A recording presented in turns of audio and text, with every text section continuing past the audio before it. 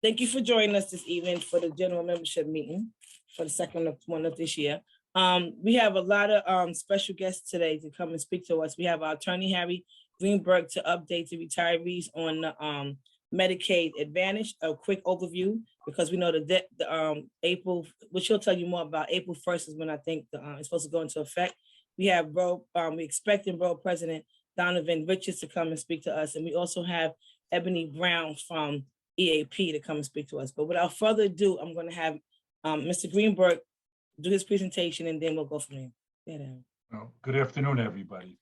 Good afternoon. As you know, it's been in the courts and in the papers that we're changing for the people who are on Medicare retirees.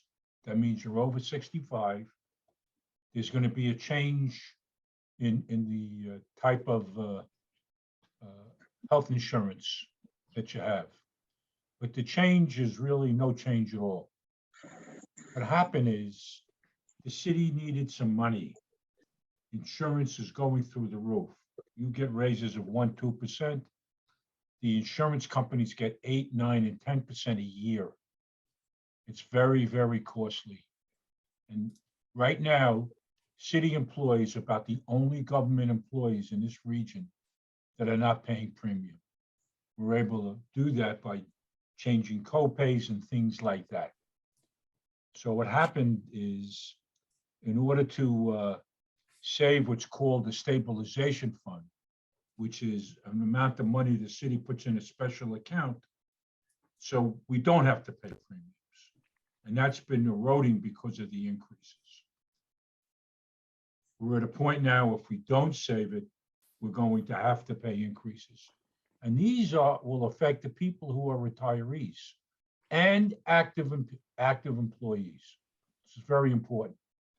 So we came up with a plan, the city and the Municipal Labor Committee, which has been bargaining the health insurance for 50 years, since the 60s, longer than 50 years. And we change it to a Medicare Advantage. When you hear Medicaid Advantage, you think of Joe Namath on TV, you think of a lot of different things. This is not the same, it's better. Right now, you have senior care, if you're a retiree and on Medicare. Right? Senior care, you have doctors, hospitals, everybody's happy with them. You're going to get the same hospitals, the same doctors, and it's the same benefits with 1 or 2 exceptions. There's changes in co-pays for your regular doctor. Goes from $15 to 0. So that's a good thing. But then there's a change from 15 to 25 for specialists. So there are trade-offs, but that's pretty much it.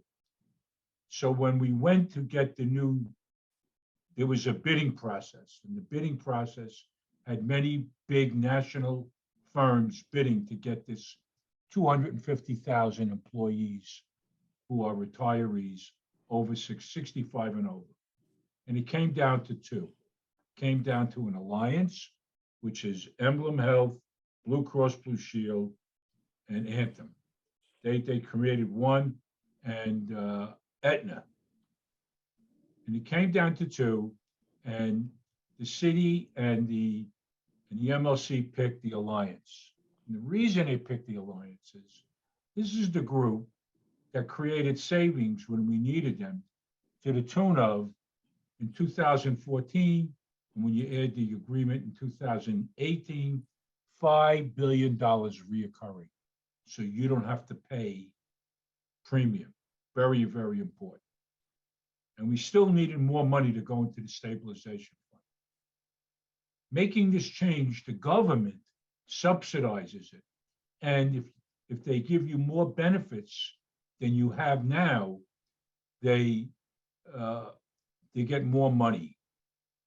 That's going to save the city on an annual basis of $600 million a year. And it's a 5-year deal. However, there were people that sued. Aetna sued, United Healthcare sued, and a group of about 80 teachers sued. They didn't believe what I just told you. okay? The judge threw out the lawsuit from Aetna and United Healthcare, right? Because we didn't do anything wrong on the procedures. And he was concerned that we didn't have everything in writing, signed, sealed, and delivered at that time. And we're talking about the end of last year, because it was supposed to start January 1, for Sloan Kettering and the Hospital for Special Surgery. Well, that's been done. And then the lawyer for this group of 80 told the judge that there are doctors that say they're not part of the plan, and we're lying to this group. We asked for who the doctors were, and guess what? We found out that every one of them were under contract to do exactly what they were doing under senior care for this new managed care. And every time we did something, their lawyer, a guy named Stephen Cohn, said he was representing 250,000 people. And the judge, before any of the lawyers had anything to say, said, "Guess in 2 weeks you've been involved. You signed up 250,000 people?" He said, "No, 80." He said, "So you represent 80 people, right?" Right, good. So we entered into a stipulation, we meaning the MLC in the city, to the judge, saying, "We will report to you everything you need to know, everything you want to know every 2 weeks. We're going to prove to you that everything we're saying is true." And we've been doing that now since January. The new start date is April 1. At the end of this month, February 28th, it'll be the third or fourth hearing in court. And we believe, basically, we've proved to the judge that everything we're saying is true. And the judge has said, as long as it's rational, whether you like it or not, that's the new plan. We think we're going to be able to get him to do, if not on the 28th of February, very shortly after, get rid of the restraining order. So why am I telling you that? Well, for each month that we don't have this new Medicare Advantage, giving you the same doctors, the same hospitals, same everything, the city's losing $50 million every month. So this first year, they're going to only get $450 million if we start April 1, right? Having said that, then there was an issue of, will these group people have to pay 2 deductibles? You have to pay a deductible for Medicare every year. It's 100, 200, whatever it is. Well, there's one that for senior care, and there'll be a similar one for the Medicare Advantage. The city and the insurance company said, not the member, they'll only have to pay one like they're supposed to pay. And that's it, no double. We expect that that'll be approved. The city has a hotline. It may not be the best hotline, but it answers all of your questions. Katrina will put out, and I'll send it to her, an email you can go on to learn everything you want to know. But that's where things are at. Do not believe the false things that are being put out by the small groups, because if you want to stay in senior care, by the way, if you want to stay where you are, it's going to cost you approximately $191 a month for you and any or your husband or your wife, right, or any beneficiary. So if you're married and you're carrying 2, it's going to cost you almost $400 a month. Or you can get it for free if you go to Medicare Advantage. For the same doctors, the same hospitals, everything is the same. And by the way, if the doctor isn't part of the group, and there are 800,000 doctors over the country, part of this group, if he's not, he can still get paid the same rates as Medicare gets paid, even if he's not part of the group. So all of the issues that were brought up are being taken care of. Some people have drugs that they pay for. You don't. You pay a copay, the Union Welfare Fund, but there are some people that have to pay what they call an optional rider. You're not affected by that, and therefore there's no issue. I see Mr. Richards is here, and if you have questions, you'll give them to Katrina and we'll get them answered. So I'm not holding up Mr. Richards. Is that all right? Thank you, just Harry. Say $25 deductible, pay a doctor $25 a visit? Not a doctor, only a specialist. I thought it was 15. It was, but then your regular doctor is 0 instead of 15. Your regular doctor that you go see is going to cost you no copay. A specialist will cost 25. Cardiologist, instead of 15, it's 25 now. Okay. But you got to be retired and over 65. Okay. Thank you, Harry. Now, you're welcome. So we was going to touch upon, you'll give me the issue on the bill about the hazardous pay. I'll put it in the newsletter for the next newsletter. Okay. Fair enough. All right. Yes. Thank you. I appreciate you. So we have our Queensborough President Donovan Richards is on. Thank you. Where are you? I can't see you. Oh, you don't see me? We see You know you. what? There you go. No, Okay, got you. How you doing? Let me introduce you because this is. Oh, please! I don't need a commercial. No, okay, yes, you do. Okay, so I like I just want to say real quick before I introduce. I met with Mr. Richards briefly, and when he was city council at one point for the first time. Remember, we had a little brief conversation, right? I'd like to now, let me do it formally now. I would like to now welcome our special guest, Queensborough President Donovan Richards Jr. He's a long life resident of Southeast Queens and lived in Jamaica, St. Albans, Hollis, and Rosedale with frequent visits to grandparents who lived in the Rockaways. He attended Jamaica High School and Redemption Christian Academy before studying communications, radio, and TV at Nyack College. He later received a degree in aviation management from Vaughan College. He worked in numerous positions within City Council and was first elected to join the council in 2013. And while there, he served as the chair of the subcommittee on zoning and franchises, and then later chair of the Committee of Environmental Protection following Superstorm Sandy, and then what we care about deeply as chair of the Council Committee on Public Safety. I thank Borough President for joining us today. He's going to make some opening remarks, but if you have any questions, feel free to send it to the Gmail account, unitedprobation@gmail.com, and we'll put them in the chat. But I want to ask you a real quick question. I'm looking at your background. How did you go from wait a minute, because it happened to me too. I went from fashion to John Jay. So let me ask you, how did you go from, you attended Jamaica High School, Redemption Christian Academy. You studied communications, radio, and TV. When did the change shift? I had a friend who got killed, unfortunately. Okay. In South Jamaica. So that's what made the shift. Yeah. Wow. So I was actually working for, I thought I was going to go into music management at one point. Okay. But then when my friend got killed, so long story. So I started there, and then I was at Con Ed for some time. Oh. Thought I was going to be an engineer. Then, I subsequently ended up working at the city council after my friend's death, and ended up going back to school.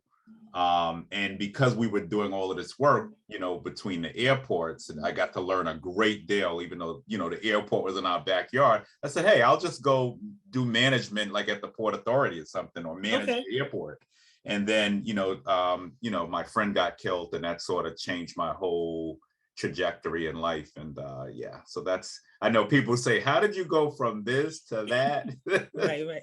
And then from Jamaica, I went to Redemption in Troy, Albany, because I needed some redemption. Okay. So that's how that. But thank you, President Delvani, for having me. And thank you for the brief introduction. And I was hesitant to show up since you moved your headquarters from Queens to the Bronx.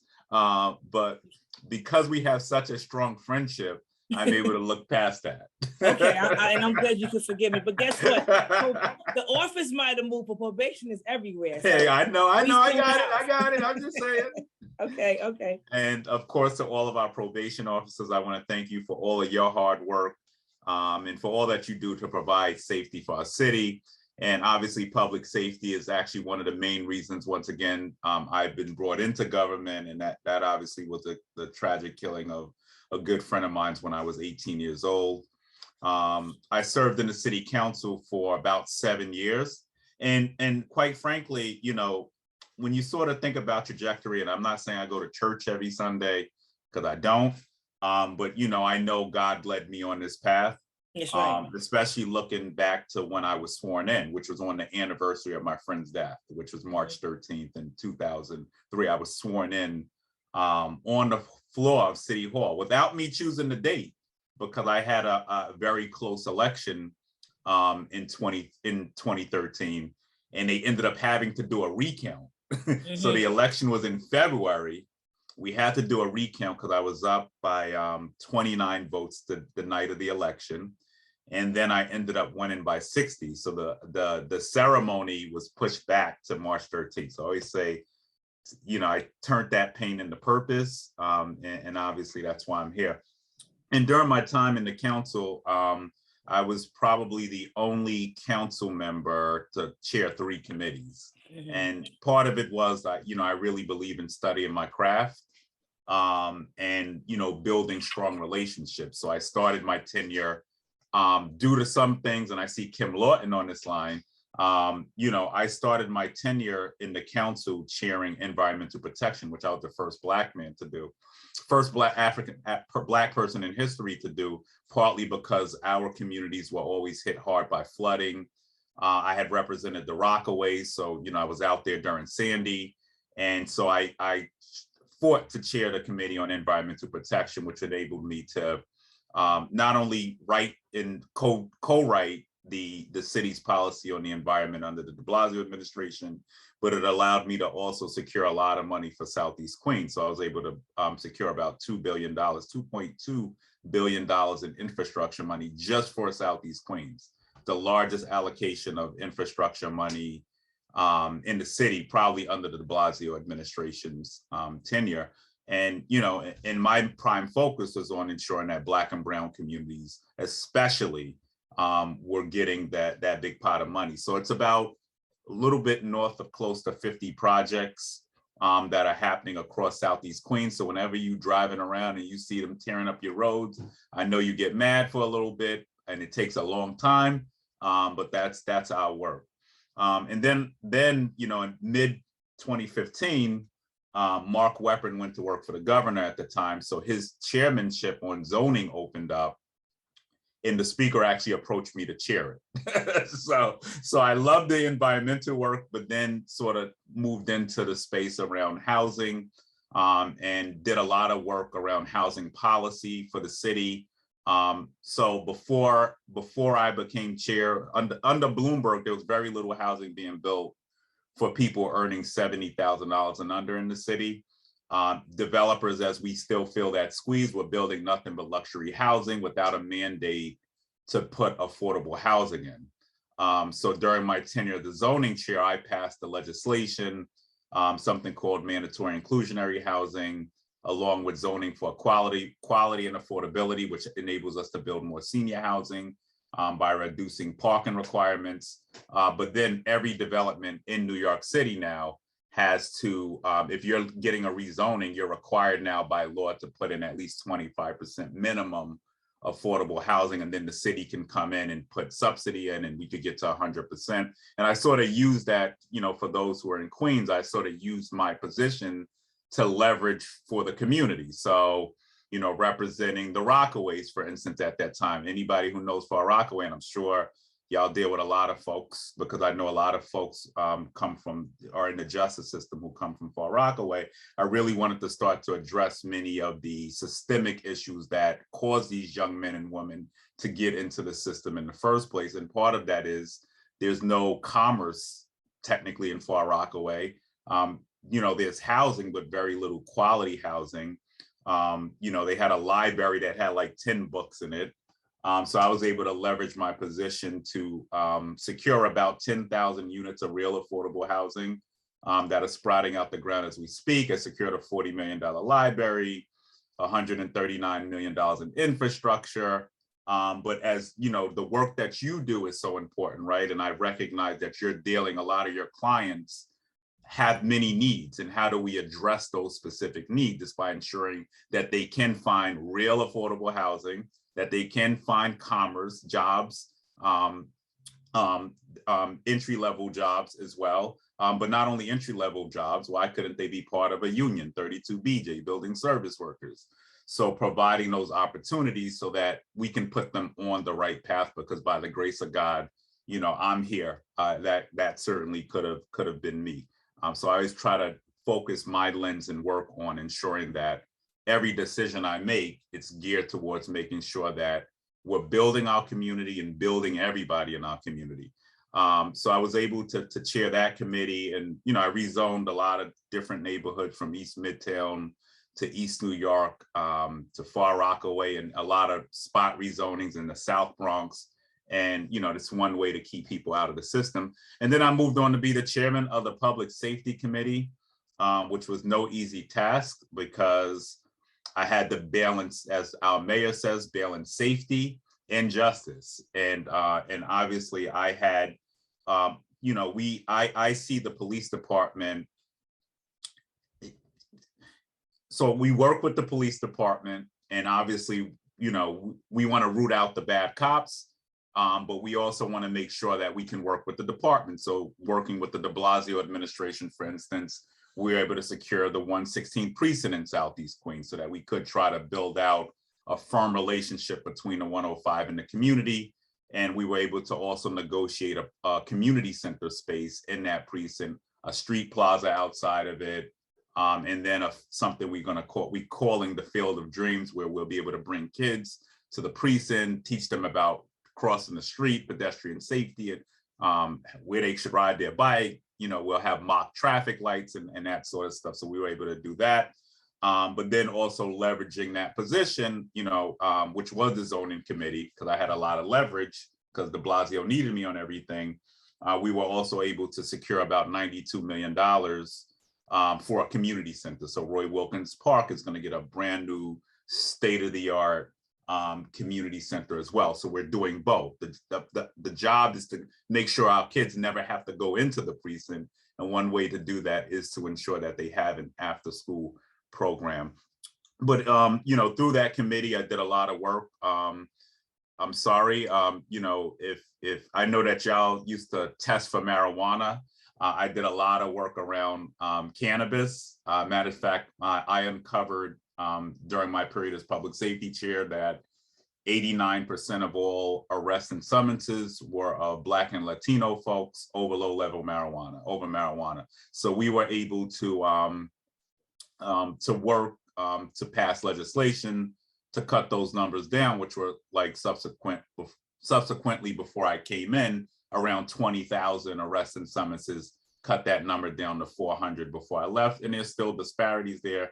But I also passed the legislation, I don't know if y'all be mad at me over this, which banned probations from actually testing for weed. So that was my legislation. I also did some work around Special Victims Division, and then obviously a lot of work around Rikers Island.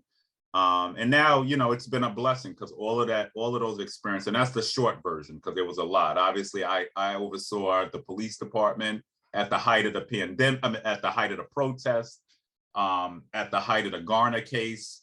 I am not a fan favorite of the PBA at all. But when I took the position, I took my experience with me. I never held it against the police department being stopped and frisked at 13 for the first time, or being stopped in my car. But I was able to use my position to sort of shift policy, including a new bill, which is going to require the police department now, every time they pull a car over, they're going to now have to report demographics in areas, because we know driving while Black and brown is also something we're targeted for. So it's just that delicate balance, like I said, of being public safety chair that was key.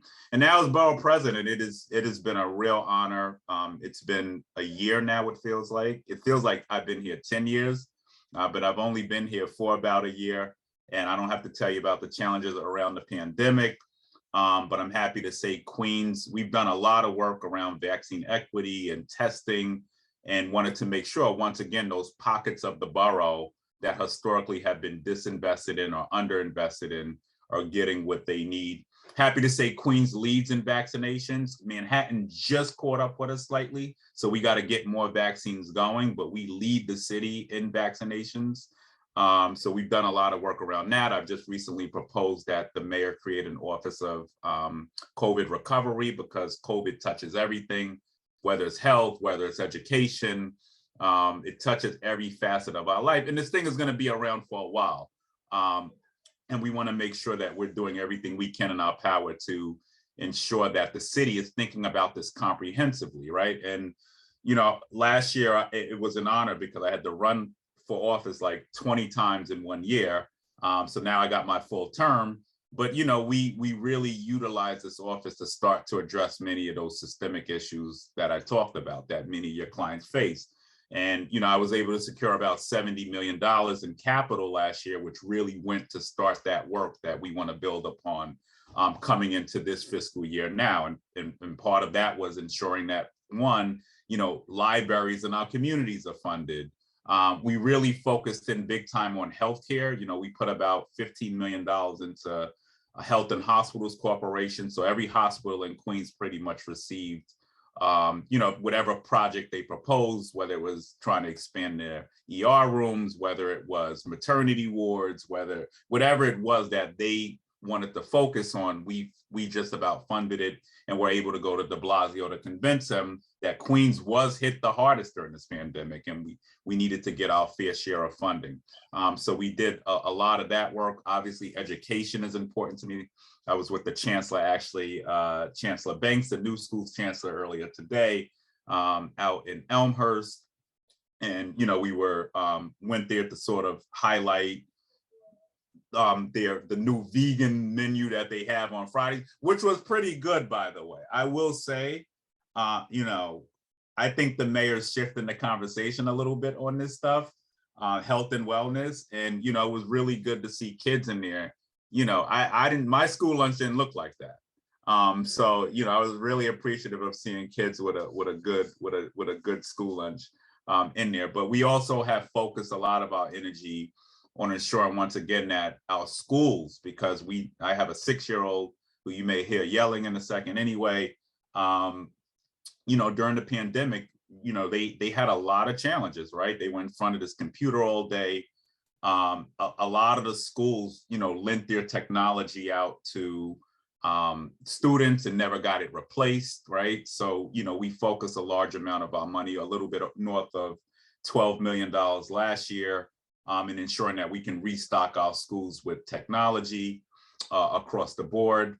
And you know, like I said, many of us rediscovered our neighborhood parks, right? You know, we put money into parks. That's why I was a little late coming on. I just got off with the parks commissioner, and we were going through every single project that is being funded in Queens, and, you know, where the gaps are. And, you know, I felt relatively good about where we're headed there. So, you know, that's a short synopsis of where we're at. And I definitely want to take questions, but want you to know that we are here for you. And, you know, I'm honored to really be here because, you know, I think probation officers are not spoken about enough, right? The work that y'all do, except in like Nas songs. I forgot this song. I just remember him talking about a probation officer. But strike that from the record. I gave Nas a key to Queens, by the way. So I'm like doing all this fun stuff as borough president. But seriously, thank you for what you do, because often you may be, and, you know, we all have family members and friends, and, you know, I'm not exempt from that, although I'm the VP, who have been involved in the justice system, and often y'all are a voice of conscience. You may be the only support system that many of these young men and women have at all, in many instances. and you sort of are not recognized for that work. Right. And partly Yeah. because, I don't have to look at the demographics of the department to know that most likely it's Black and brown women mostly, Yep. and Yep. men, right? And Yeah. sort of the city does not recognize the contributions that y'all make. And, I want to be here to change that. If there are anything, especially in Queens, anything related to facilities, because I know that you have a site in Jamaica, I definitely Yes. want to visit that site. Okay. But anywhere that y'all are at, I want to be an advocate to make sure that y'all are getting and have a better quality of life, even as we talk about facilities and making sure that those in the system are getting a second chance. We need to make sure we're taking care of y'all at the same time. So that's a short synopsis. I could keep going, but I want to thank y'all for entrusting me in leading the borough. Can I ask you a question? Thank you. Real quick. So there's been a lot of, when it comes to the borough president's role, because maybe a lot of us don't know exactly what does the borough president do. So when it comes to, and you gave us a whole from the beginning, when it comes to the criminal justice system and the current mayor's vision for reform, and I'm sure you have a seat at the tables when it comes to your borough and how you want it to play out. And like you said, probation is not seen, we're not magnified the way we should be because we're the heart of the criminal justice system from the beginning to the end and all that in between, which is good. How have you ever, or I just want to put a little footnote in your ear about incorporating us into the dialogue, because there's a lot of mixed feelings on how this should look, right? So I would thought the reality is that because we have such a myriad of responsibilities, right? You have those who want to see less people of color, but that's where these reforms came from. But it's like it goes from one extreme to another, right? So that's why we have a lot of problems that we have in now. There has to be a middle ground. Mm-hmm. And probation is that middle ground, right? Not only do we do the intakes and investigations, but we provide that supervision and services for others, for those who would otherwise been in custody. So we would like that when you do have those conversations, that's highlighted, that we are the solution to the criminal. We can't solve it all, but if they really look at us and when they talk about criminal justice reform and bail reform, they need to really stop and look at what we do and what we can offer. Some of these things that I might mention to you, it's not of your control, but it can be brought to the table, how you can really utilize probation. But one way to use us, you have to increase us, right? Because there's not enough of us.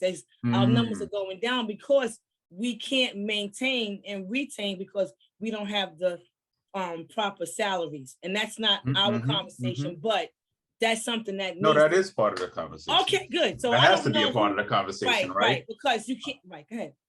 Yeah, because one, you have to make this line of work more attractive, right? Right. And I'm sure, y'all probably, because I'm sure you do a lot of training and you may bleed people, and not that to say the police department salary is perfect, but I'm sure you're losing people possibly to other counties or something like that. It's the same, right? Same story everywhere, right? Right. So I think that sort of y'all have operated in a silo, right? Like it's in a negative, right? And we need to, and it's not that people have ever said anything. I don't really hear, you're not even really in the conversation, right? And I think that there needs to be more of that. And I think somebody asked, what could I do as BP? I have a pulpit, right? The media listens to me, right? Like, there are areas of advocacy, even though the press sometimes downplays the importance of borough president. I mean, but obviously the mayor just came from being the borough president. So it's actually highlighted us more now than anything, because it's a lot of work. And my office delves into policy. Yes, I do cut a lot of ribbons on things, and that's great. And I got a budget. But one of the things I've tasked my office with doing is figuring out ways to be steeped in policy and to be advocating. We don't have to live in a box, right? Right. I think that it's a two-way street, right? Like as long as y'all are commuting, what are your needs? It enables us to be able to be helpful. And, Right. you know, there are ways to be creative about this, right? You know, who's to say we couldn't host, and which we do. We host a lot of roundtables, Right. you know, whether it's with the governor, the mayor, whether it's with different agencies, you know, perhaps you may want to think about doing, and it could be virtual, or, you know, if you wanted to use the office, I have a community center in my office as Great. well. Thank you. You know, you could think about hosting an elected officials briefing, right? Because I think a lot of people need to know more about what probation officers do, right? Okay, And I that's think a good idea. that's when that could be something like, as we talk about what could be next Yeah, steps yeah. coming out of this, that's something I'm willing to do. Okay. You know, you could do it with the council delegation. We could do it with the Queens, you know, the states, you know, the Guess federal. what? Yeah. We could do it. I have no problem. Yeah. Everybody Yeah. knows I have no problem of Right. moving around. I have, Yep. if we got to start at all the boroughs, all 5 boroughs, because we Mhm. represent all 5 boroughs, Yep. and that's what we need to do. Yep. If it starts from the local all the way to Albany, that's what we need to do. I appreciate your input. I appreciate your advice, and that little advice you just gave right there was humongous. Because I remember when we met and you were talking about that. And And what? I And what remember, that I say? remember that. You It was remember like, now? You yes, I remember? remember. And I do. I had And to you were educate. talking about coming in with that energy, and you want to. And knowing the difference between probation and parole.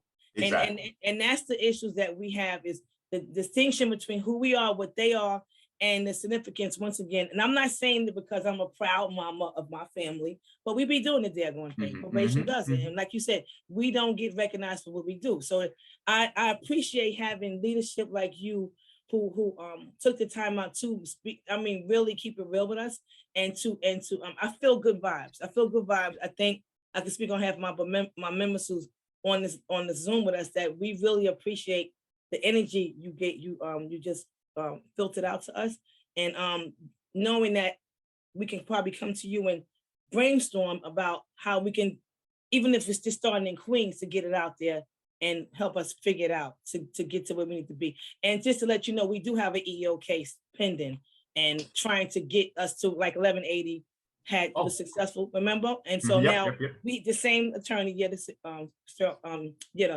Kirkland's our attorney. So we do have a pending matter that I'm going to talk about to the members in a minute. But yeah, we are moving forward. So Let me know how I can be helpful in that. I will. I'm a big advocate, because especially for, you know, Black and brown women, right. you know, we need to make sure that we're standing up in these spaces and saying, no, other folks are being paid this, you know, right? And we need to make sure we're standing on the front line. So I just end in saying, like, use your allies, right? Don't be shy to reach out. If you're going to do rallies, if you need us to write a letter of support, you know, there are things we can do. And we did that with I was a big supporter of CWA 1180. Yeah. Right. Although I was not a woman in the city council at that time, but you know, we showed up to all around. I mean, I said at that time I wasn't a woman. You're still not a woman, but we still showed up to the rallies, right? We wore the red. We showed up. Yeah. You know, we said we know these women are underpaid, and you know, and they deserve better from the city. So if it's okay, then I can, you know, coordinate with my people to connect with your people so we can get together. Okay, appreciate it. So and I would also suggest reaching out to whoever the criminal justice chair is, who I think is Carlina Rivera, in the council, because this is an issue. And if you need me to connect you, I can. Okay, this is an issue she definitely would probably look to try to champion too. Okay, I appreciate making that connection too, because she can host a round, you know, right, a round table, and she needs to know more about what y'all do. She just became the new chair, so she's somebody you should reach out to, and I could definitely connect you. I'll shoot her a text. And I appreciate that. So if we have any questions, we'll forward it to your office, and then you can circle back around or whatever. Okay. All right. Great. So appreciate you. And we didn't hear the baby. We didn't hear the baby. He didn't come through. Oh, he's doing good. He's doing good today. Okay. Thank you. Have a good evening. All righty. Thank you. Okay, Take care. God bless. All righty. Bye. Bye, Kim. Everybody say bye. Thank you. Bye. That was great. That really lifted up my spirits. I don't know about y'all, but I really feel good about it. And I am going to act on all the suggestions that he made, because we still have a whole lot of work to do. A whole lot of work, but we head in the right direction. So with that said, we have another special guest. We have Ebony Brown from EAP.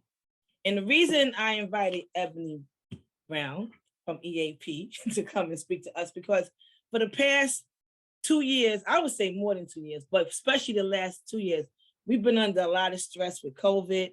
We've been on a lot of, I say since 2019 with the tour changes and other stuff that came into place.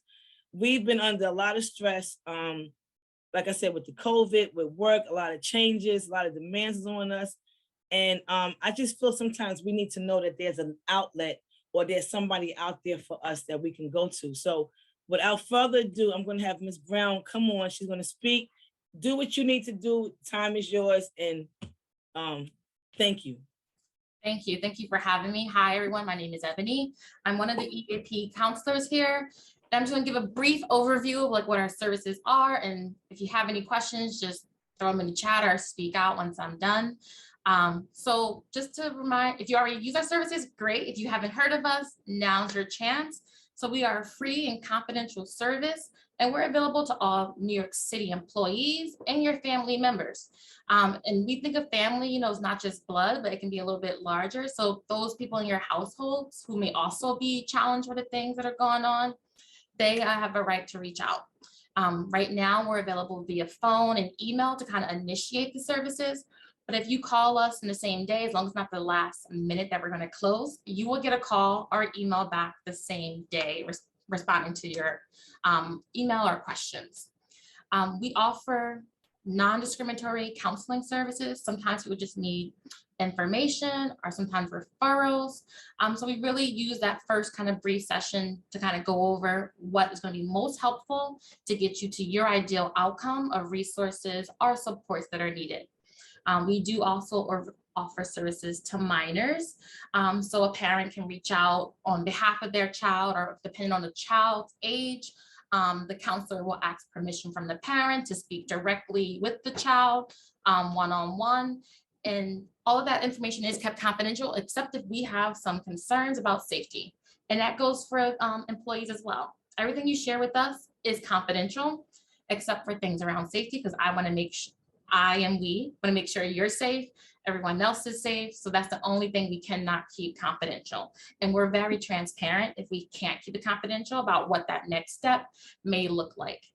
So you may ask yourself, what can you reach out for? I encourage everyone to reach out for anything.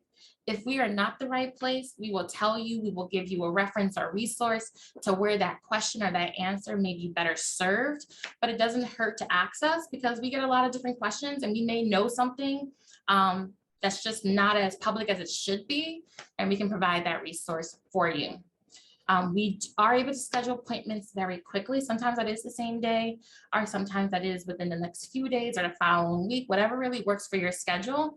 And we can work around your schedule. So give us a call to let us know. And you'll be able to meet with a variety of people here. So I'm one of the counselors. There's a lot of us. So you'll be working with people who have a variety of experiences. So if I don't know the answer, I can happily go to any of my staff members, and we can use all of our brain power to kind of come up with what that solution to fit your need will be. And every solution is case by case, because every person's situation is also case by case on what's going to help with your outcome. We do offer services for individual. We can help with couples and some family services as well. And we also do offer trainings and workshops. So if you find that your department or employees are struggling with a particular topic, you can always reach out to us. You can talk to our director, and she can kind of help, you know, map out what kind of training or workshop may work best for you. And we can offer that service as well. Right now, we do a lot of things virtually, but there are some cases, case by case, where things are done in person. So speaking to her will let us know like what's going to best fit the need to do a training or a group if needed. So just give you an idea what it looks like when you do reach out. You're going to give us a call, or you're going to email us, and then we are going to email you or give you a call right back. We're going to do a brief kind of overview just about demographics. You know, we're going to get your telephone number, email, whatever you prefer to communicate. And then we're going to schedule that appointment at a time where you have some privacy and more time to discuss what's going on. Typically, sessions take about 45 minutes, but if you have a little bit more or a little bit less, you can always work with that as well. And then based on that conversation, we talk with you about what the next steps are going to be to best fit your costs. So that's ongoing support, providing you resources. We're going to plan that out by the end of the session. We do ask a lot of questions, but keep in mind, all of this is voluntary. Please, you always can feel free to share as much or as little as you need. The purpose is really to plan what's going to help support you and the thing that you're calling for support for. And then like I said, everything is confidential. Nothing leaves our office unless you give me written consent to send it if it's needed for some other work or other area for that. And I do encourage everyone, we have a website, we have a lot of videos for stress management, breathing exercises, meditations. So there are lots of resources already on there where you don't have to speak to anyone, you just go on. It's nyc.gov/EAP, and you can click on a video at any time and it will guide you through. We also offer a variety of different languages. So we have counselors who speak Spanish, Urdu, Creole. So keep in mind, if you have some preferred languages, you also will find videos on our website for that, that you can access right now. And as I will share our number, I guess in the chat or an email, our number is 212-306-7660. And our main email number is eap@olr.nyc.gov. And that's where you can email us and you'll get a response.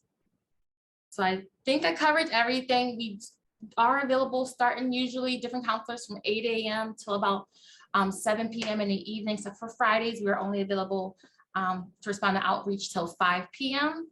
So just keep that in mind. If you're emailing me or emailing us at 4:59, you will get a response on Monday morning. Or not this Monday because the office will be closed usually, but you will get a response back Tuesday morning. Okay, thank you. That's great. Thank you so much, Ebony. So if we have any questions, and which I just want to remind anybody, any questions for either of the three speakers we had today, you can go to unitedprobation@gmail.com and post your questions, and then we'll forward those questions to them, and we'll have answers for you on those regarding those questions. Once again, we want to thank you. And once again, what is the website and the phone number for the EAP?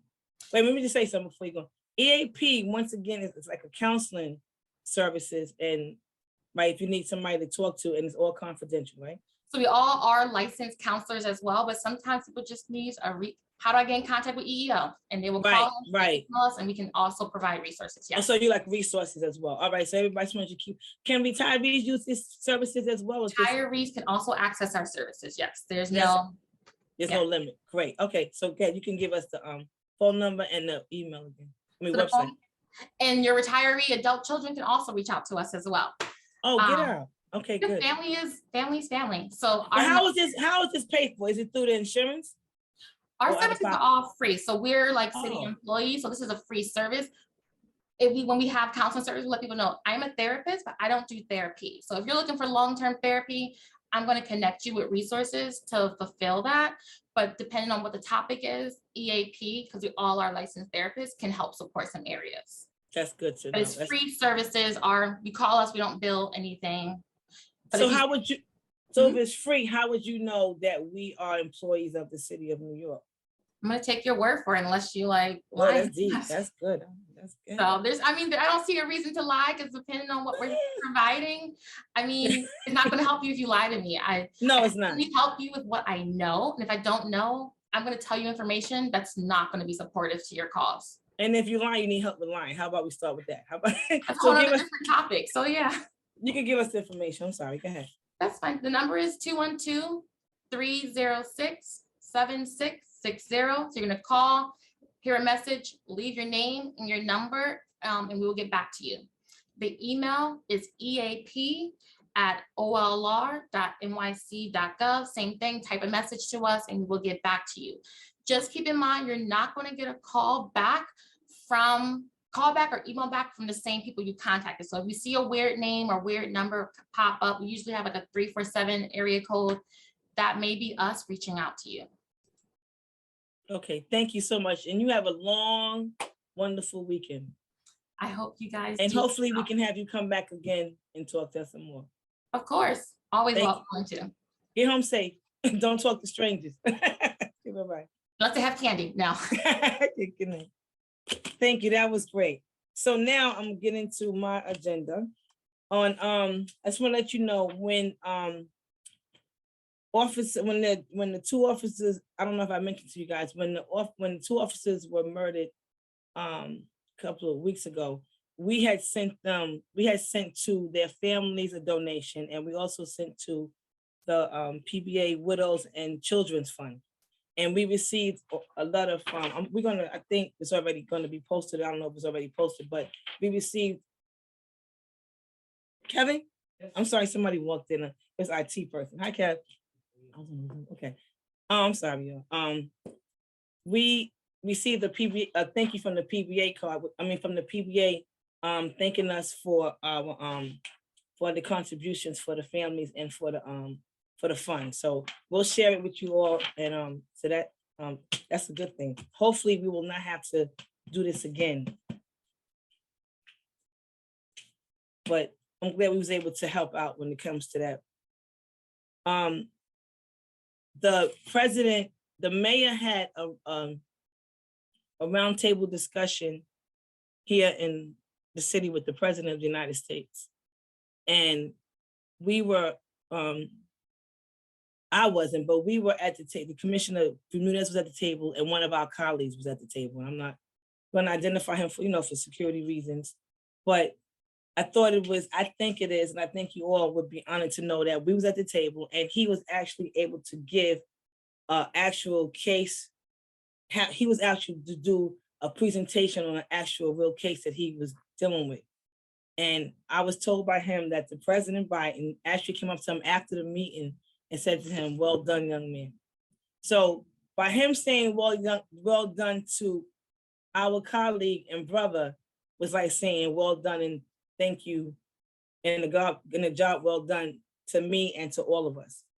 Because I think that is an honor that probation was at the table and we're being recognized as law enforcement in trying to resolve these issues with the crime.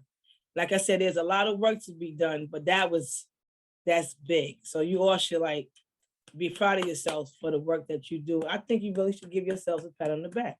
It was one voice, but it spoke volumes for us. So I think that's great.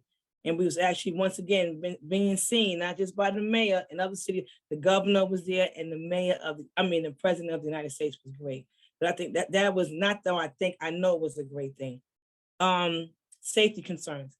I have some real, me and attorneys have some real safety concerns because things are changing and the way our jobs is changing. That social work, whatever that was, aspect is fading away. Not fading away, but the law enforcement part is being more and more enhanced. I always said the tools that we are given to help a person change their behavior is what we are giving to change the behavior. But that does not define us as social workers. You guys and ladies and gentlemen are law enforcement. Every anatomy, there's an anatomy within the criminal justice system, and every part of the criminal justice system, just like the body, has a role to play. We have our eyes, our ears, our nose, and the nose can't be the ears, and the ears can't be the eyes, and the toes can't be, it just can't be that way. So we have a role to play in the criminal justice system. And that's, once again, you guys are law enforcement officers. So with that said, to this one. So hello, Tracy Paul. So with that said, there's some concerns that we have about how they're beefing up and jeopardizing our safety. We're not saying that we don't want to do the work, but we want to be properly trained, especially when I hear about these consented searches. And we've asked them over and over again, what is the criteria, what's the practices, what kind of training is being given, and I'm not happy with it. We have a meeting with them on Tuesday, and I want to get some, and the lawyers want to get some clear answers. We have some suggestions as well. Some of the things I hear is very disturbing. And as far as I'm concerned, they don't know what they're doing. They don't have a clue.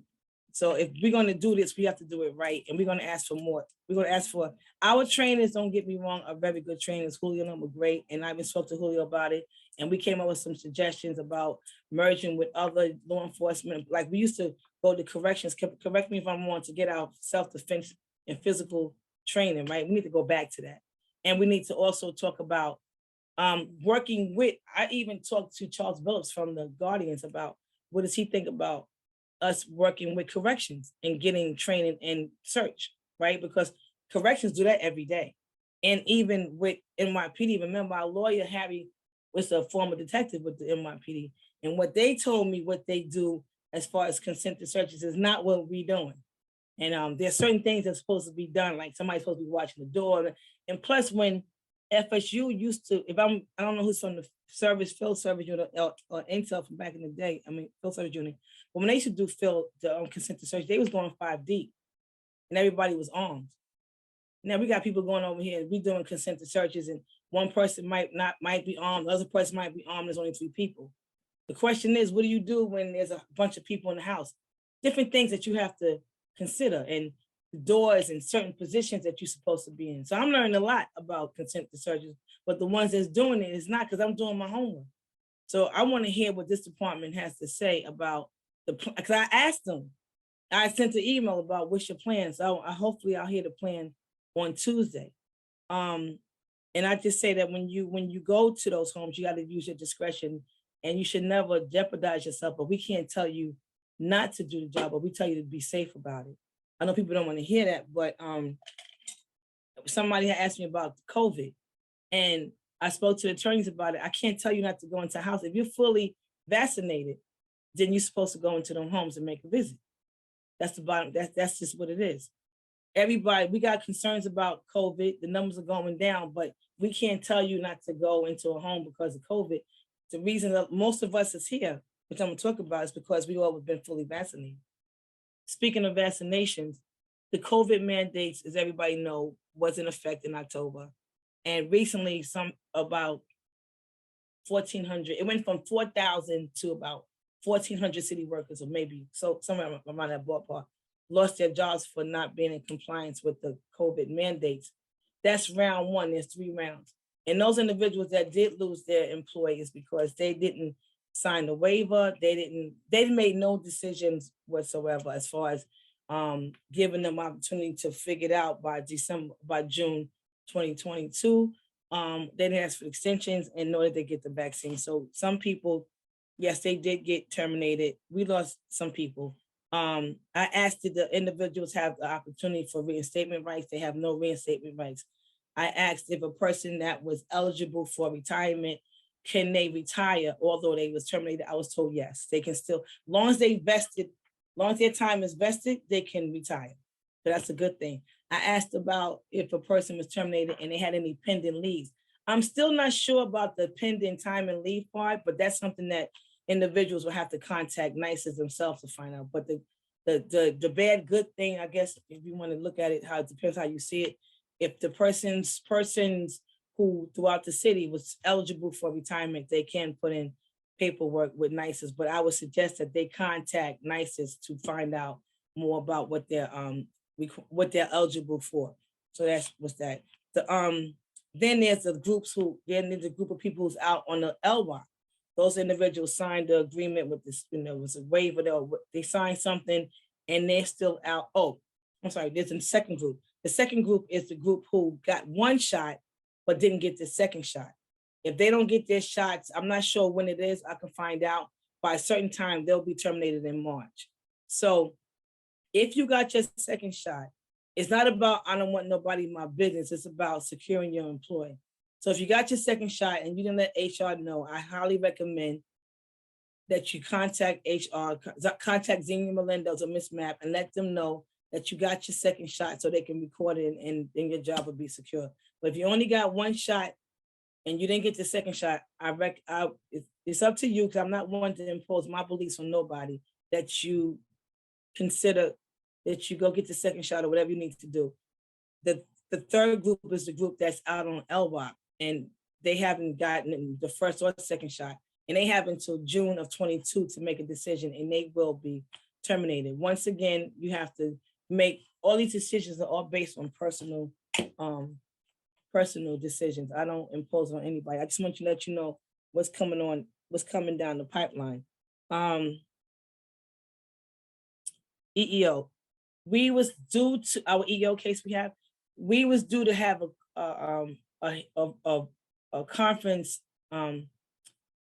hearing today, not hearing, a conference call in to listen to the arguments on the EEO case, which was to do today. But because one of the attorneys on the other side had an emergency, that was now adjourned. So I don't know I don't have a next court date for that. But the good thing is that we are in court and it's moving slow, but it's moving. So once we have a court date, I'll let you, ladies and gentlemen, know, and then I'll update you accordingly, or I'll have the attorneys come and update you. At the beginning of this meeting, our attorney, Harry Bloomberg, talked about the retirees, or talked about the retirement plan, but he was supposed to talk about the hazardous pay. There's a bill that's being introduced in Albany. It's like a hazardous pay tax. And it doesn't have a bill, no, here it is. It doesn't have a bill number, but there's a proposal that's being presented in Albany about a hazardous pay tax, section 606, amended section 606 for Frontline Worker Assistance Act. And it says that legislative findings, public employees have been faced with unprecedented adverse health. So the bottom line is most people, most of us and frontline workers had to work during the whole time during the COVID. So what we're doing is putting a legislation up in Albany to try to get a bill that can give you some kind of tax credit, and you should be able to apply this to your taxes. I don't know all the details on it, but once I get a little bit more information, I'll share with you. But right now, there's no bill, and it's not a hazardous pay. It's more tax related. But once we know more about it, or I'll have Harry give me a blurb for the next newsletter, and then I'll incorporate the information in the next newsletter. Okay. Okay. The annuity. Wait a minute, let me go before I go there.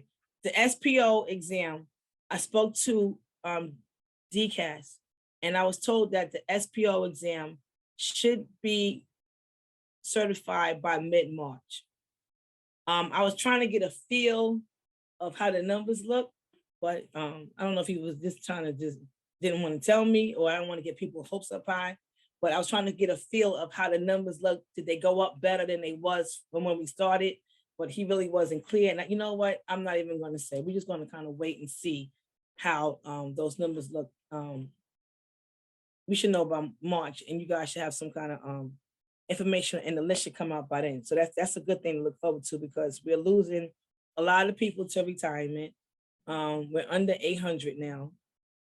And like I said, a lot of people retirement, retention, trying to hold people here. And we have a lot of openings that needs to be filled in. So hopefully once the list comes out, we can start moving people up, even if it means people moving into branch chief positions, then so be it, because nobody should be held back. So hopefully, and we'll continue. And once the list comes out, we'll start pushing. And once that list comes out, I'm gonna make sure I follow it, because the last list, I made sure it was exhausted until there was no more people. We even got people reinstated back on that list. But that list was a little shorter, so I don't know how many people is going to be on this list. So the plan is to follow that list through and try to get as many people promoted as possible, and just keep it moving as it should be, because it has not happened in years. I don't know if people know, but it hasn't been a branch chief exam since 2014. It's been a long time. So that's something that, once again, that we have to look at, because we got supervisors who want to move up. I don't represent branch chiefs, but at the same time, I represent you, ladies and gentlemen, and you have a right to have a choice to move up in the department. The annuity monies, I know I mentioned it before, the money's coming in, the accounts are being set up, everything is a process. When you're depending on other people and stuff to get things done, you got to depend on the money coming in from the city. Then we got to set the money accounts up with the account has been open, but now we got to connect with the investment team, and then we have to connect with ASO, and it's a lot goes on with this. So we're trying to get this up as soon as possible. I'm letting you guys know every step of the way. Expect what you need to expect in the mail, active. You're going to receive a beneficiary form separate from, now before we had you guys fill out the enrollment form that had your dependents, and beneficiaries. I'm gonna say for the fund. I'm gonna say it again. Whether you did it before, I say do it again because things change and you need to update those forms. Okay. So for the welfare fund, if you haven't done it, you call the union office and every year we're going to say this every year. I'm gonna say it every year like a broken record. And I still see some people still have not done it. You have to update those forms. Okay. On the annuity side, you will be receiving a benefit. So the welfare fund has your dependents and your beneficiaries. That when you pass away, there'll be, and this is for active and retired.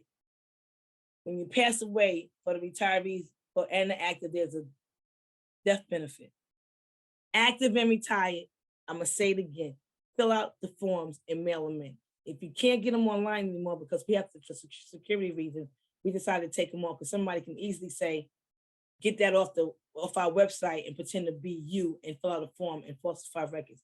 So you have to contact the union office, active and retired, and fill out the form. Whether you did it 20 years ago, 15 years ago, last week, do it again.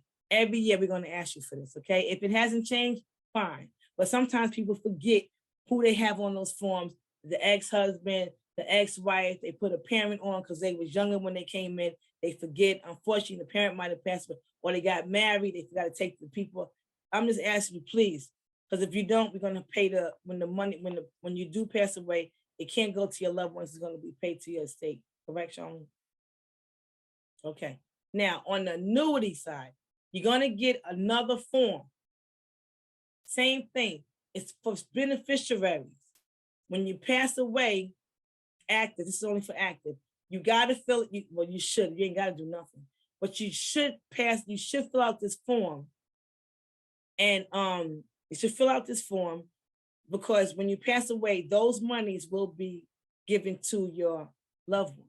So expect that one to come in the mail from ASO, and then they'll give you further instructions on how this is going to work.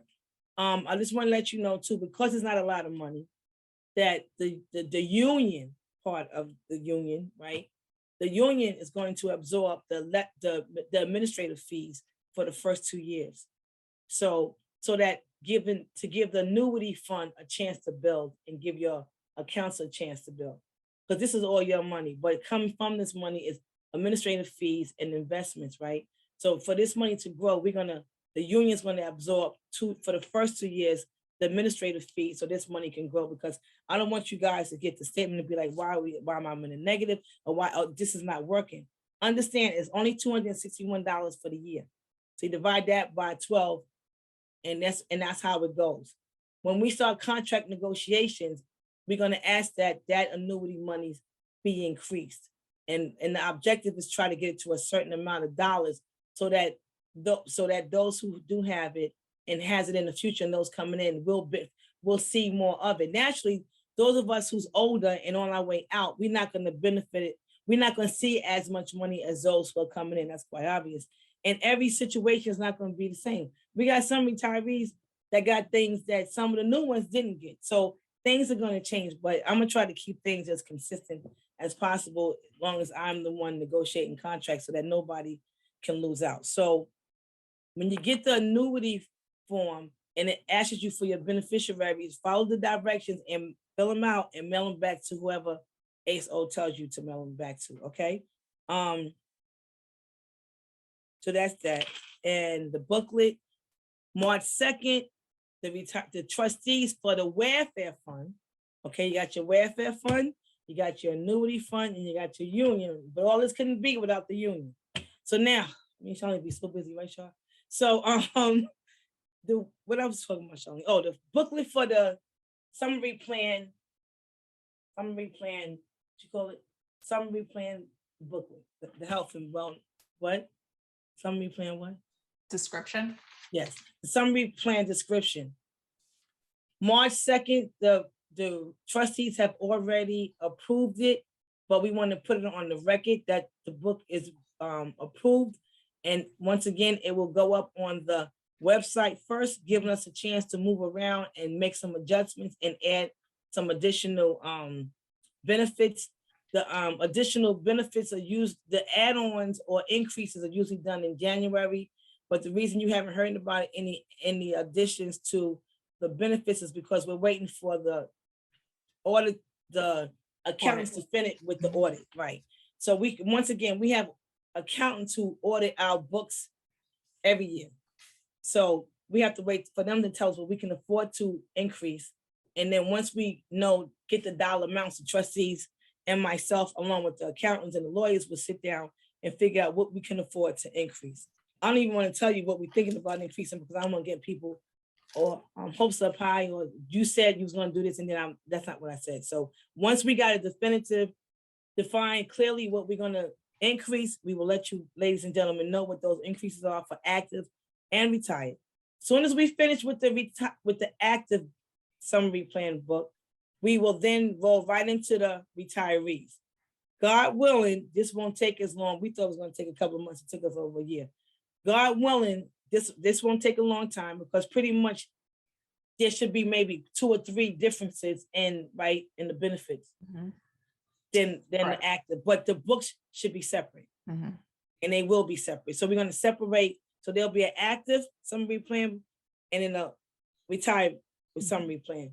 And then once we feel like everything is real tight, then there'll be a massive mailing to everybody, active and retired. That's nothing I'm going to tell you.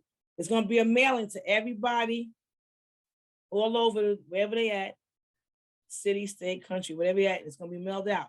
Now, for this to go smoothly, we have to make sure that we have the right addresses. Okay?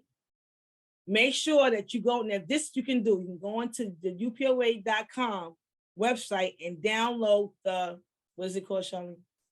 Well, if they have any changes, the change of information form. Or they could log into their account on asonet.com and make change. And they can check it and change it there too. And when we do the labels will print the new. Yeah, because then ASO notifies me of the change. Okay, then. So you heard us. You can go to the ASO account and change your address, active and retired, or you can go online, active and retired, to the website and print the change form and let us know, because when we send these out, we want to make sure everybody gets them, because we have to make sure that we have all areas covered to make sure you guys, ladies and gentlemen, are aware of that you have access to this book. Yeah, because they're going to create labels based on the information from the database. And then when they come back, we can't find you. Yeah. I don't know how to find you if I don't know where to find you at, because we don't have your address. So we're gonna take the books and we're gonna stock them over there. So that's that. Tour changes. We once again we have a meeting with the administration coming up, and one of my conversations is going to try to get the tours changed back to Monday through Friday. There was one time talks of rotating the tours, but I think the majority of people want this Monday through Friday. I did mention it to Michael Forte the beginning of the year. He said to me he's going to think about it. We'll talk about it again on this week coming up about changing the tours. Can I guarantee that? I don't know. I don't think I can use parole as an example, who had people who was in the jail system that they don't go to the houses on the weekends. I think they only go on an as-needed basis. And I think that's what we used to do. That if there was a case that had some signs of that had an issue, I think we used to just go to the homes when we needed to. But I can't tell you that. I can't guarantee, especially with the environment the way it is. I don't know if that's going to happen, but I'm going to definitely ask about it. In addition to going back to the safety thing, the safety concerns. So we're going to ask for additional. We want to ask for training, because you never got the right training for the field and the consent to searches. We're going to. I need you guys to tell us if you ever had any incidents where you were abused or verbally abused or almost physically abused, or any kind of way that you felt unsafe in the field. You need to let us know, because when we talk about how unsafe our job is, I have to give examples, right? So this, I know somebody told you what happens in this house stays in this house. Well, we can't help, the union can't help you or give any kind of statistics or numbers. If you like corrections, when they have an issue, they let their union and others know about what's going on with them. NYP does this, PD does the same. If we got situations where we are not safe or something happens to us. And unfortunately, you know what the sad reality is? It's unfortunate that something has to happen for people to understand what's really going on, right? We're trying to be proactive, and that doesn't sell. I even want to go so far as to stand the stairs at the city hall and be like, "Will somebody listen to me?" And I was told, "You got to have a hook." I said, "That is the hook. That's not the hook. We think it's the hook, but in the world, it's not the hook. Because in the world, something almost has to happen. Think about what sells: money, sex, and violence. That's what sells. We run to the movies and go see the most craziest horror flicks and cops and robber shows out there, right? But so I'm still going to keep pushing and do everything to keep everybody safe. Understand that the firearm committee is meeting on, I think, the 28th of this month. And like I told you, ladies and gentlemen, before, if you have not done so, put in for your firearm, get your firearms returned to you if it was confiscated for for different reasons, or if you turned it in, involuntarily turned it in, you need to make sure that the request goes up the chain of command. So once again, we need you to let me tell you, let us know if you have any issues where you don't feel safe. And if anybody has any threatened you in any kind of way, because it counts. Okay, that was the annuity, the beneficiary, the book, the tour changes. I think that, we are having our health and wellness event December 3rd. I'm giving you guys like a FYI for now. There's our health and wellness event for those who've never been to the health and wellness event. This year is going to be including the retirees and the active. We'll start putting out I could tell you to save the date now. So you can start saving the date, get your outfits ready, because we need to move stuff and we need to have some fun. But it's a health and wellness. So we're gonna have some representatives. Jennifer, we're talking about what? Cancer, Jen? Nefer? Unmute yourself. Unmute. Yes, cancer, stress relief. Oh wait, hold up. It's in my notes. COVID, right? COVID, Diabetes. Right, diabetes. Thank you, Jane. diabetes. I'm trying to look, see what else we said. Where's mine? Wait, hold on. Yeah, keep talking about mental health, right? The mental health, right? Blood Blood heart pressure, disease, heart disease, diabetes. right? So what nutrition, and nutrition, right? nutrition. So yes. we're gonna have people from those areas and EAP come, right? I have to make sure I reach out. Jen, you got to contact Ebony so she can come and be at that. Okay, give her a heads up. Yeah. Save the date. Save the date. So we're gonna have different people from different organizations to come and speak about those health related issues for us, and we're gonna start jumping on it now. If you have any suggestions on what you might want to see, I'm gonna try to get the photographer to come back so we can have somebody come and take pictures of us. We'll have food. We'll have cheer. This is a health and wellness event, and then cheers. And I'm looking forward to seeing everybody. It'll be like we'll get our we're gonna have a good time. Okay, so keep that in mind. It'll be a family reunion. It'll be a family reunion because we need to see each other. And like I said, I feel December 3rd is a good part of the season because it's not cold yet. It's still a fall, and I don't know what's gonna happen come next winter as far as the COVID. I don't know what's gonna happen, but we will have to go by that establishment's CDC, how their guidance on how they want this to roll out. So I'm going to be starting probably in March, coming around and see people and hang out and talk and stuff. The PBA cards are ready. I say contact your PBA cards and other things are ready. So I would say contact your executive rep and provide them with your information. The PBA cards is the first one is free. And if you want any additional PBA cards, let your executive reps know how many you want, and you have to pay them $1 for every PBA card. So all your other items will be distributed within the next week or so. And it was nice seeing y'all, and I'll probably will see you in April or May when there's more to update and talk about. Continue to look out for your newsletters. If you haven't been getting any newsletters, send us your email to unitedprobation@gmail.com. And another thing, if you need to communicate with your executive reps, do not, under any circumstances, communicate about any union-related matters to them or myself from the department's probation email. You guys have personal emails.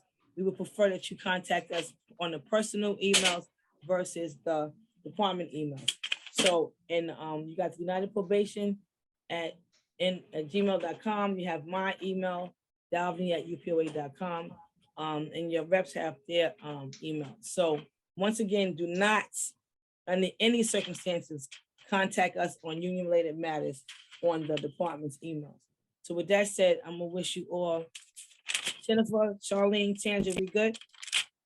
Joanne, do you want to say something to Yep, your we good. Joanne, you want to say something to your retirees before we close? Joanne, is she there? Mhm. Unmute yourself. No, thank you. You covered everything, Ms. Powell. Thank you. You wanna tell- Delvina, can I have a question before we hang up? I just was wondering, this is Travius. Who is this? When is our Travius? I have like two questions. When, very easy question. When might is not be ready. when is our contract up? Our Or contract. is it Oh already yeah, up? thank you, Trey. Thank you. Let me do that. I forgot. One more question, one more two. Let me write it down. Go ahead. And then Okay. after that, can you give us like any idea what the city's position is in On terms what? surrounding our lawsuit? I don't know. I don't know yet. Any We idea? had- we- That's what I was just wondering. If any, Yeah, we know. were scheduled, I just said earlier, we were scheduled to start, I'm sorry, they already started, but we were scheduled to have arguments today. They were scheduled to have arguments on this case, the EO case, right? Today, but it got adjourned because one of the lawyers on the other side, on the city side, had an emergency. So I don't know. I to ask a question, Jason. Jennifer, block yourself. So I don't know what their position is. Hopefully maybe we'll sit down and talk with them and see what their position is, but I don't have an answer to that yet. And as far as the contract, I'm thank you for mentioning that. We are going to send over some, the lawyers are going to send over to the city that we're ready to start negotiating. And as I had mentioned before, we couldn't, when we was ready to start, the contract ended, I'm sorry, Travis, the contract ended November 2020. Ended November 2020. So we're ready to start negotiating. So I talked to Harry about it and he's going to send notice to the city, letting them know that we're ready to start. So hopefully, we'll start soon. But yeah, it ended November 20th. And no, I don't know what their position is yet. But Thank you. You're welcome. We're going to keep pushing though. Any other questions before I bounce? Nope. No I have a questions? question. Yes. Any talk about vehicles? Because we are short on vehicles. We have 6 feet tall people riding around in Priuses, can We barely. need SUVs, right? So I've been, and Paulie and all executive board, that all those who've been labor management meetings with us, we have had this, we've been asking for SUVs. Because we got some big, strong people that's out there in the field and they sitting in these little cars with up to their knee. And sometimes they have to also transport people in those cars. So yes, Emma, we are looking to try to get, but understand all we can do is ask, right? So with the Blasio's administration, they was trying to get rid of cars. So I don't know what this mayor's administration is trying to do, but as we meet his people and talk to this administration, and they really don't have too much input on cars, it's more comes from the mayor's office, we will be pushing, because he just got here. So there's some things that we gotta, pace ourselves, but I'm gonna definitely push for better vehicles, more vehicles and bigger vehicles, because we need SUVs. I mean, even in Co-op City, they got SUVs. Everybody got SUVs except us. So I think we need to have those kind of cars and bigger cars, absolutely. And Paulie is constantly reminding them that we got cars with over 100,000 miles. That's crazy. We shouldn't be driving. I think in some places, don't they salvage Kevin cars after a certain amount of miles in the city? I think they're supposed to, right? Yeah, after like 10 years or after a certain amount of mileages, they're supposed to be salvaging these cars and they're trying to hold on to these cars by threat. But another thing I heard too is that, and I don't know how true it is, that if we don't use the cars, then we lose the cars. I don't know how true that is. But if that's the case, then we need to try to use them as much as possible. But they so raggedy, I don't even know. But some people I understand have been using their own personal vehicles That's a shady thing to do. I understand why you're doing it. I'm not hear no evil, see no evil. I know because of the COVID. I know it's easier for various reasons, but understand when you use your car, as you get into a car accident, you're using it on a car on using it during working hours to do probation's work, you're supposed to report that to your insurance company.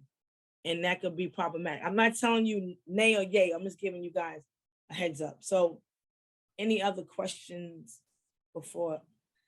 Larry, you got a question? Yeah, actually, thank you.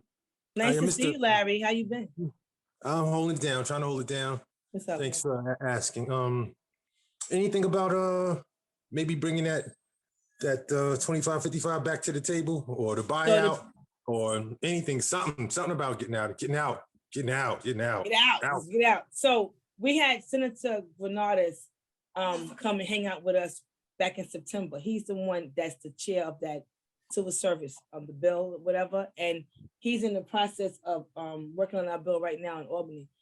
What I should have did was, and I'm sorry I didn't, I'm going to follow up with his office to see where we at on this bill. Hi, Yvonne, I see you back there. Hi, good, babe. Happy New Year. So I will follow up with them to see what we're doing, and I did speak to somebody in Albany about it. So let me circle back and I'll give you guys a update. Okay, thank you, appreciate it. Katrina. What's up? I mean, Madam President, I'm sorry, so sorry. Katrina was fine, Yvonne. I'm not into titles. Go ahead. We need money. How do we talk about? I got $20 in my pocket. That's all I got. I know, but I want to sit on that committee so we can talk about all of the different avenues that we're using to keep the community safe. So when we go to Queens and we meet, if he sets up a panel over there, you want to be on it? Yes, please. Okay. So we'll circle back and we'll put something together. Okay. And I know you need money, but I'm doing all I can't do no more than they willing to give to us, right? Katrina, so, what's up? I want to say this one silly thing, right? I went to the gas station this morning. Gas is $4 a gallon.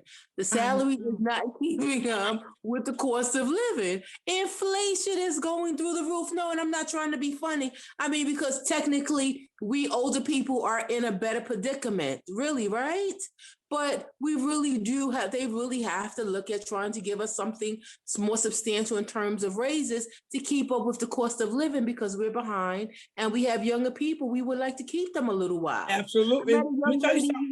She's in family court. I think she's been here maybe a year. She's walking out the door on Tuesday to go to the feds. And if I was her age, I would go as well. But seriously, we can't keep them. We're the training ground for them. So we just want something comparable to what we're doing, get the salary, and we could keep them a little longer. Well, to piggyback off what you're saying, over the past, the department's been hiring, right? That's great. But like you said, we're not keeping them. And over the past 2 years, we lost over 200 officers. I'm sure. So what they're doing is they kind of like you said, we're the foundation for the training. And it's sad because they spend all this time and energy in training people, and then they go out the door and they become very skillful and they become skillful, they're educated, they have people coming here with masters, because I go and I do the orientation for the new classes for every class. We have a class in session right now. And we just had a class finish up last month. And every me and Charlene gets the attrition list, and then they give us the one for the year. And between early people taking retirements and what's happening too, Yvonne, is that some of us, some people took that 57 or 55, 50 something thing back in 1996. That group is leaving now. You understand? Right. You got some people who's turning. I want to join them. I want to buy into it. Right. Some of them, but it's not on the table now. So some of them are 62. They're leaving now. Some people took a little bit of hit. Not too many people, but some people did. And then we got the new ones, right? They come in here and they struggle and they doing all this work. Work is being piled on, and they're not getting no compensation for it. So everything that you're saying, I totally agree with you, and we are doing the best we can to line those pockets. So we got two avenues right now. We got the contract negotiations getting ready to come up, and we have the EEO case that's going on now. Hopefully between the two, right? I think the contract we had was my first one was pretty decent. we're gonna make it even better, right? But I can't, at the end of the day, it's not a defense. I'm not getting on the defense. I'm just being real with you. We can get only with what they're willing to give us on either end. I'm hoping that this EEO case can, resolve itself, right? At some point, hoping that the contract, we just getting started, so we don't see the contract being resolved this year, right? But it'll be resolved soon, and then there'll be retro, because we like that retro money. It don't be a lot, but it's something. And when we do get it, it'll be retro back to November 2020. So I hear you 100%. I went to go get gas today, and we was in Manhattan under, I don't know, whatever that bridge is. And the gas was like 4 and change. Yes. And I said, we're not getting gas over here. If I had a chance, I would have went to I go to what you call it? BJ's and Costco's and get my gas. So do I. The gas is cheaper, right? But I didn't have time, so I went to the one close by. That was almost $4. You're right. Inflation is high. It's on the increase. Food is on the increase. Everything. I mean, when you used to go to the store and pick up the knick-knack food, that food is the price of your grocery food now. So I got you, sis. I got you 100%. And we're gonna keep pushing, and we're gonna start being at the tables. And I love that Mr. Donovan recommended that we do it in the boroughs, and we go to the community-based meetings when they have those community board meetings, and we talk about, because crime is a topic now, right? And reform and guns and all that. NYPD's not getting the guns out the street by themselves. Probation's knocking on them doors, and they pulling them guns out. And our intel guys is pulling out the weight of all different kind of drugs and all kind of guns out, and then they get the credit. We're not getting credit for it. That's right. And we don't get credit for nothing, right? So we're working in hiders along with FBI and DEA and NYPD, and this collaboration of different law enforcement.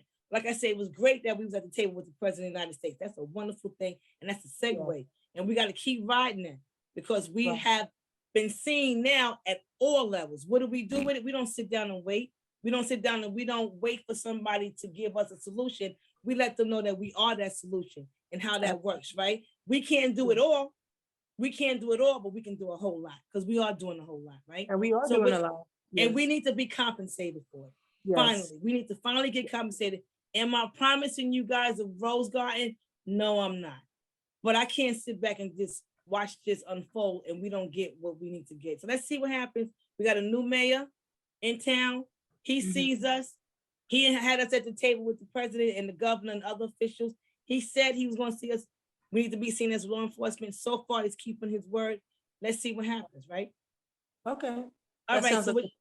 So with that said, let you know what? Let's see what happens. Let's keep praying, because nothing can be done without prayer, right? So with that said, we're going to ask, is Kathy on? I have one question. Yes, you can, Mr. Pierre, St. Pierre. Yeah, I just I wanted to know, do you have some type of access to pet insurance or something like that? Who? Pet insurance, like insurance for pets? No, we don't. But you know what? Would like for us to explore something like that? Yes, I would. Because pets are very expensive and they cost a lot of money. And right, especially when they get sick and stuff. Yeah, they do. And pets, I can't promise you, but I'll see what other unions are doing. And I could try to, do some research. And you might want to, if you find something, let us know. We can share with your brothers and sisters. But I don't know. But pets are becoming the babies now of a lot of people. And I have a little brother dog that I gave my mother. And yeah, he's a lot. He's a lot in a lot of ways. He's a brat and everything else. But anyway, it's not a story. But yeah, he's very expensive. He gets more play than I do. But I'm not going to go there with you right now. But yeah, if you can find something, I can find something. Somebody can find something. Yvonne, you got your baby. I know you got your. I have too. And they be dressing their behind off too, better than So with that said, James, I need you to close us out for the night. And wait a minute, everybody enjoy your long weekend. For those who are off and those who are not, they give you some kind of credit for the day that you do work or whatever. Go ahead. Good, motion to adjourn the general membership meeting on February 18th of 2020. All in favor? Say 2022, aye. buddy. 2022. Aye. Second motion. Second motion. Okay. All in favor? Aye. Aye. Okay, I thank have you. it. All right. Meeting is adjourned. Have a good night. Be safe. Okay. Change that date to 2022. 2022. Thank you. Okay.